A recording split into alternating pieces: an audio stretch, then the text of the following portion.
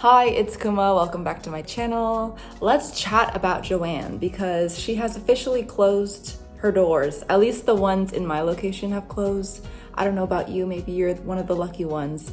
But yeah, she's gone. And I wanted to, remember her through this video by doing some crafts with materials I purchased during her final days. I won't sit here and pretend that I am a friend of Joann. We had some beef. I feel like no one who worked at Joann in my location wanted to be there, and I think that greatly affected the experience of shopping there. However, I did finally have a positive experience the last time I went because things were very affordable. The workers were happy. Maybe they were happy that they didn't have to come back.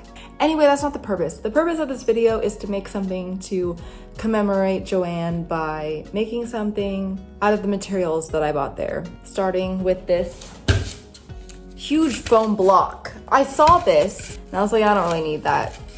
But then I went home and I kept thinking about it and I was like, that foam block is calling me. I don't know why, I don't know what I would use it for, but it's calling me. It needs me.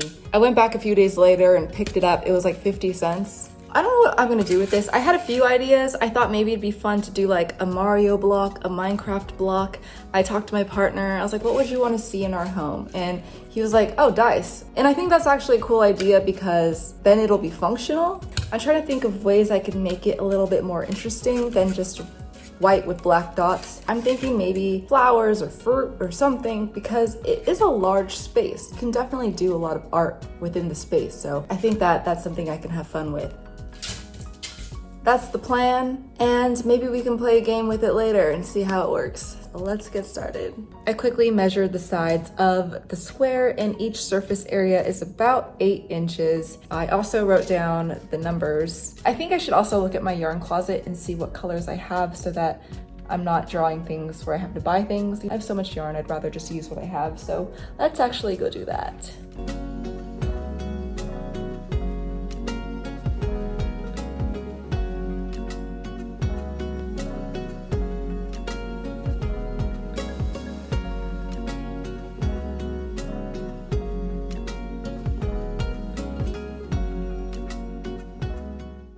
I went with a food theme for my dice, so the number 1 on the dice will be represented by a single avocado. The rest of the dice will have a different quantity of food that I like. The yarn that I had was mostly greens, browns, and yellows, so that will be the majority of the food you see here. To get started, I traced the block onto my monk's cloth so that I had my 8x8 square, and then I traced my design that I wanted onto my monk's cloth.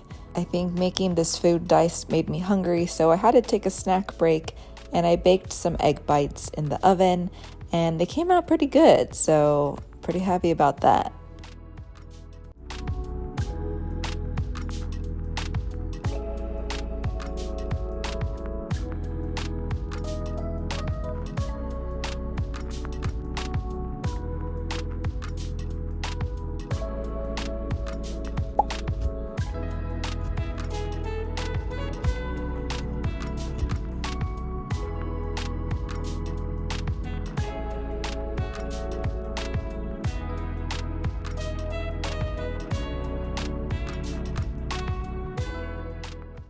Hi, it is day 3 of this dice project. I didn't end up filming too much yesterday. I went to the hospital, but I'm fine. Don't worry about me. In fact, my doctor told me my results were unremarkable and that I was perfectly normal, which is actually the first time anyone said that to me.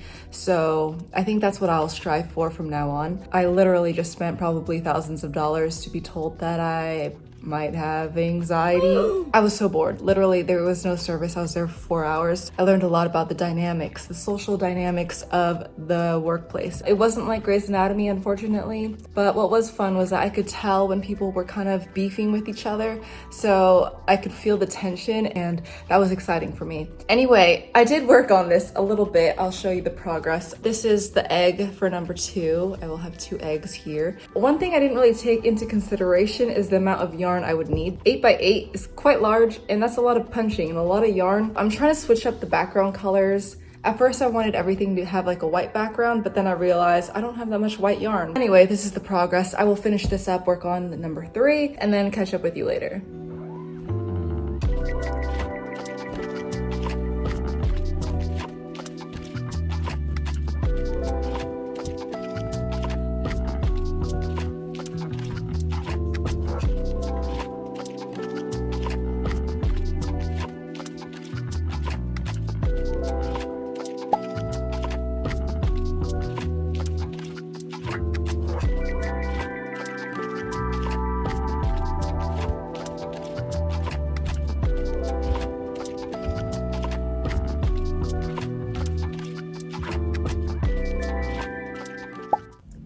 been a few days since I last filmed anything. Haven't been feeling that great and haven't felt like being on camera. I have 4 out of the 6 sides of the dice done. You've seen most of them. I have my avocado for number 1.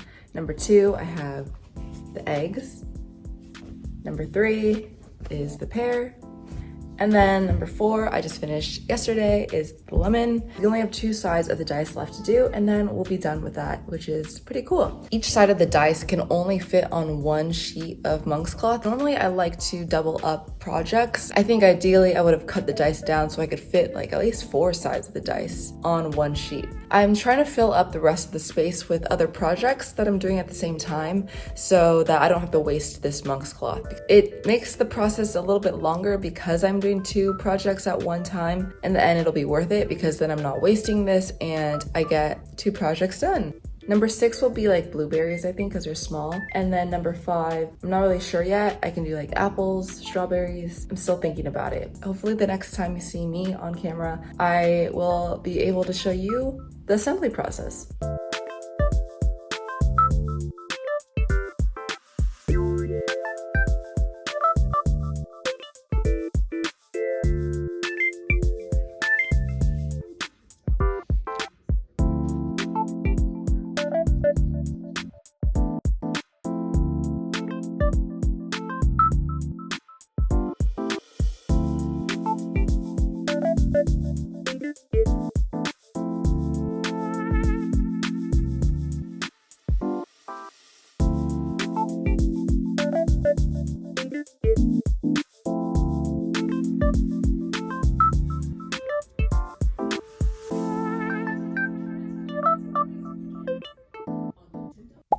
I am done with the punching of this project, and thank God, because my arms are about to fall off. They're about to fall off just like my career. I guess my career can't fall off if I never had one. I did 6 8x8 squares, which means I punched 2 feet by 16 inches. Is that math correct? A large area of punching has occurred, and I am feeling it in my wrist and in my mental. Let's finish up this project by assembling the dice because I think that will be the most fun, actually. I'm excited about that, and let's move on. If this isn't your first rodeo on my channel, you already know the drill. I leave 1/2 inch to 1 inch of monk's cloth around each art piece, and then I fold and glue those edges to the backside so nothing shows from the front. Be careful not to burn yourself. Hot glue is in fact hot, so keep that in mind. Assuming you're smarter than me, you won't need that reminder, but just in case. Now is the time to glue all of the pieces to the foam block. Thankfully, hot glue sticks to foam very well, so I didn't really have any problems with this. The only problem that I had was that I only had a small glue gun, and that made things take a lot longer. If I had a larger glue gun, it would have been so much easier. But that's okay. As Kelly Clarkson so eloquently once said, what doesn't kill you makes you stronger. And that is my gospel truth.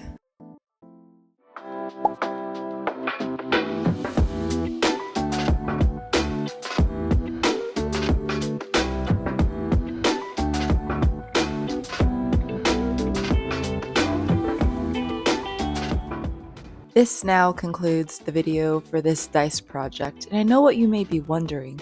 What is the use case for such a device? I wish I knew. I wish I could tell you, but I did think of a few ways we could use this dice. Let's try them out. The first way you can use this dice is by gambling something. You could say, if I roll a 4, then I can do X, Y, or Z. So in this case, what I really want is boba because that's what I want all the time. So if I roll a 5, then I can get boba. Easy, let's try it. If I roll a 5, if I roll a 5. Ooh. Final thoughts on this dice are that it took a lot of time, it took a lot of yarn. I have a blister on my hand, I don't want to flip you off, otherwise I would show you. I think it's from the overuse of my hot glue gun. That repetitive motion was enough to cause my finger to blister, which is great. Love that for me. I wish I had made the panels a little bit larger or shaved down the foam block a little bit smaller. There's some overlap on each side, so you see like the strip of brown and the strip of blue on the avocado side. On all of them, you see a little bit of the colors around it. Sometimes you have to do the ideas that are more random so that you can make way for the better ideas, which I hope are coming soon. If my brain allows me to, I would like to think of new and better ideas. Thank you for sticking around. If you are from TikTok, because I started posting some content there, thank you for making your way over here. I appreciate it. Everyone else, stay cool. I'm yapping away now, but thank you so much for watching. Thank you for all your support. I will see you very, very soon. Bye. If I roll a 5, I can get boba. If I roll a 5, if I...